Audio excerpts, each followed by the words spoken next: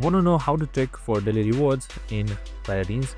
So if you have missed or mistakenly closed your daily reward section, this video I'm going to show you how you can easily access them so you can just simply get it. So it's super simple and under a minute, so let's get straight to it.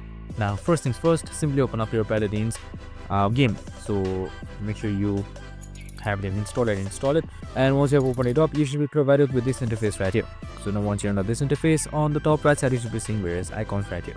So on the leftmost side you should be seeing this gift icon, so you can just simply select it. So once you've selected it here, you should be seeing your daily reward icon right here. So you can just simply select your first daily reward icon and then select claim right here, and it should be claimed. That's it. Super simple and easy. I hope this video helped. So this is how you easily get daily rewards or claim daily rewards in Paladins if you have missed it. Make sure to like, subscribe and tune in with us for more of these videos. See you in the next one.